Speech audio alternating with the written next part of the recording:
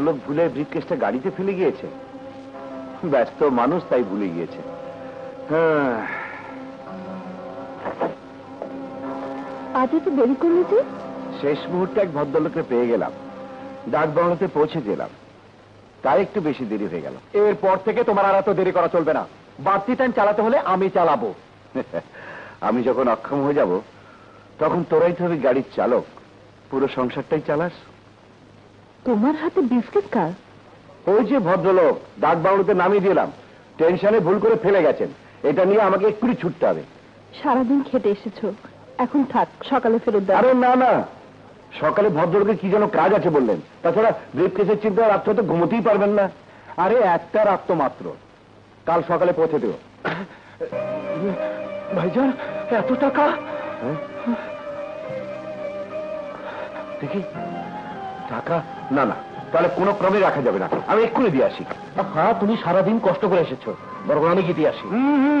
সামনে তোমার পরীক্ষা, তুমি পড়ো, আমি গিয়ে দিয়ে আসি। এটা এখন আমার কাজ। গাড়ি নিয়ে যা। লাগবে না, অযথা তেল পরে লাভ কি? বাঁশবাগানে পাশ দিয়ে বটতলা হয়ে শর্টকাটে চলে যাব, মাত্র 2 মাইল পথ। সাবধানে যাস, এতগুলো টাকা, তোর তো আবার সব কাজে গোয়ার তুমি। সব কাজে গোয়ার তুমি।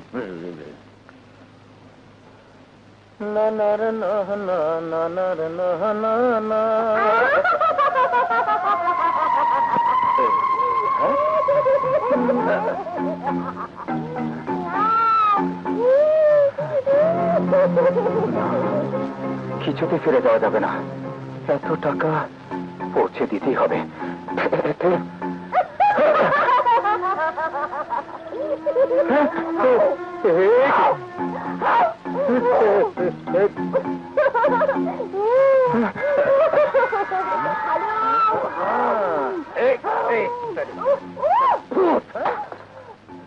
আমার সঙ্গে চালাকি? তুই এত রাতে এখানে কি করছিস? সেদিন পেটনির আসর হয়েছে বলে আমাকে বোকা বানিয়েছিলি। সেদিনই ভেবে রেখেছিলাম সেজে তোকে একটা শিক্ষা দেবো। এই যে বেবি, এখন ঘরে গিয়ে বালিশ নিয়ে শুয়ে থাকেন। যান, আমাকে যেতে দিন।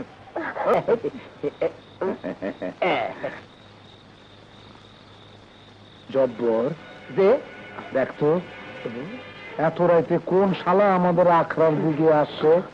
ভবিষ্যৎ চেয়ারম্যান, ওই জাহিদটা শালা। হ্যাঁ, শালা এত রাত ব্রিফকেস নিয়ে কোথায় যাচ্ছে? বাংলার নাকি? বাইরে তো সাধু। সেদিন ক্লাবের মাঠের শোধটা আজকে নিতে হবে। যাও।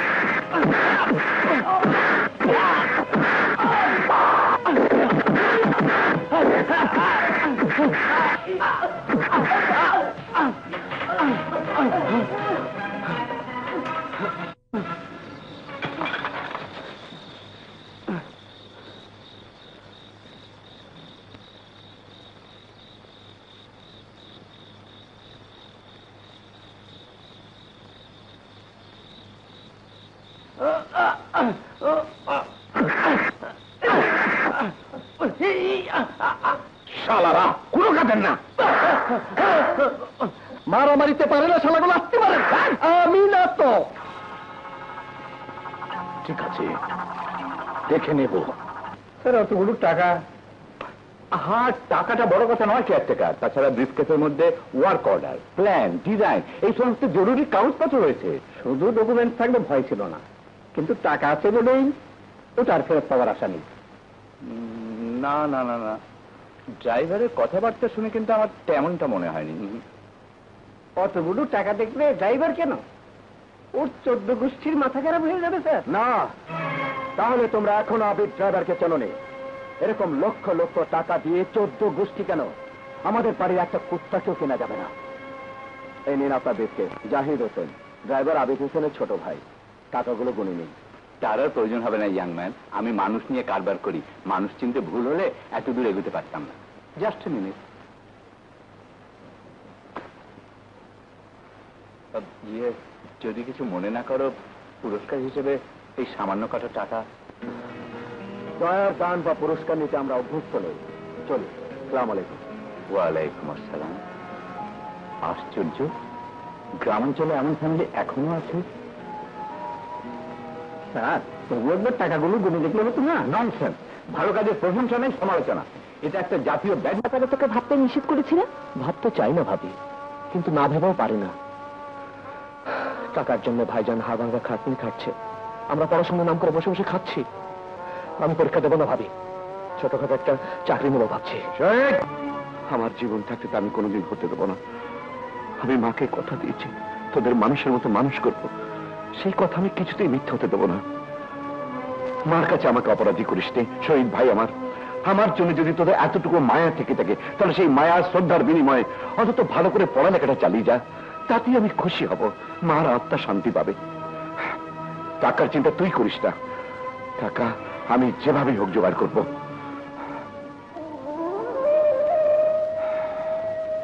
হাতেম, হাতেম, তুই কি ভাবিস এই জীব বিক্রি করে শুধু তুই কষ্ট পাচ্ছিস, আমি পাচ্ছি না? কিন্তু এছাড়া তো কোনো উপায় নেই। সামনে শহীদের পরীক্ষা, জীবটা সারাবার মতো টাকা জোগাড় করা সম্ভব না। তুই তো সবই জানিস। না, এই জীব আমি বেচতে দেবো না। আজ এত বছর ওকে আমি তেল পানি দিয়ে ধুয়ে বুঝে লালন পালন করেছি। পাগলামি করিস না, ব্যবস্থা একটা হবেই। শোন, এই জীব বিক্রি করার কথা বাড়িতে কাউকে বলবি না। চল। আপনার গাড়ি রেডি। এই নে। হ্যাঁ, এই জীব তো। হ্যাঁ স্যার, ইঞ্জিন শেষ, ওর অত টাকা নেই, তাই বাধ্য হয়ে বেঁচে দিয়েছে। বেচারা এত বছর জিপটা চালাচ্ছিল, খুব দুঃখ পেয়েছে। ঠিক আছে, এর দাম আমি ফেরত দিয়ে দেবো, মেরামতের খরচ দেবো। আপনি জিপটা রেডি করে রাখবেন, ব্লু বুকটাও ফেরত দেবেন। ঠিক আছে স্যার, ঠিক আছে। থ্যাঙ্কস। আসসালামু আলাইকুম। মিনা, শহীদ, জাহিদ। কি হয়েছে? যেভাবে ডাকাডাকি করছো, মনে হয় কোনো রাজ্য জয় করে এসেছো। বলতে পারো হ্যাঁ। এত টাকা আলাদিনের চেরাগ পেলে নাকি? শহীদ, জাহিদ, দেখেছো ভাইজান? হ্যাঁ, খুব তো ভেবেছিলিস পরীক্ষার ফিসের কি হবে। এই দেখ টাকা। আরে আজ পর্যন্ত তোদের এই ভাইকে আল্লাহ কোনো পরীক্ষা ফেল করাননি। এই নে তোর ফিসের টাকা, কালই জমা দিয়ে দিবি। এত টাকা কোথায় পেলে ভাইজান? তা জেনে তোর দরকার কি? তোর কিছু লাগবে কিনা বল। নে, কিন্তু দুষ্টুমি ছেড়ে লক্ষ্মী ছাত্রের মতো পড়তে হবে। আমি একটা কথা বলে রেখে দিই, আমি সবকিছু সইতে পারবো, কিন্তু লেখাপড়ার অবহেলা আমি সইতে পারবো না। যা। দেখেছো কেমন ভয় পায় আমাকে? কি ব্যাপার, অমন করে তাকিয়ে দেখছো কি? না ধরো, ওগুলো তুলে রাখো। শহীদের পরীক্ষার সময় আর বেশ কিছু টাকা লাগবে। তাছাড়া এতদিন ধরে তোমার যত গহনা শেষ করেছি, ভাবছি দু একটা করে গড়িয়ে দেবো। আসলে বড় খালি খালি লাগে তোমাকে। এত টাকা হঠাৎ কোত্থেকে জোগাড় করলে বলবে না? তাই দেখো, আবার সেই একই কথা। টাকা জোগাড় হচ্ছে, এইটাই তো বড় কথা। কোত্থেকে কেমন করে এত সব জানার দরকার কি? আমার উপরে তোমার বিশ্বাস নিশ্চয়ই আছে। চুরি ডাকাতি করে নে, একদম হালাল, পরে সব জানতে পারবে। তা ধরো, এবার বলো কোনটা নেবে আগে, কানের না গলার? কোনটাই না, গহনার প্রতি আমার কোনো লোভ নেই। আমি গুলিয়ে দেবো। আল্লাহ আল্লাহ করো ভাই, নবী করে ভাই, নবীর কলেমা পড়ে হয়ে যাবে পা। বাবা, আমি একজন অন্ধ, কিছু ভিক্ষা দিন, আল্লাহ আপনার মনের আশা পুরা করবে। আল্লাহ আল্লাহ। পরীক্ষার ফিস দিতে যাচ্ছি, দোয়া করবেন বাবা। দোয়া করি বাবা, দোয়া করি। আল্লাহ আল্লাহ। ও বাবা রে, ও বাবা, ও বাবা। দেখুন বাবা,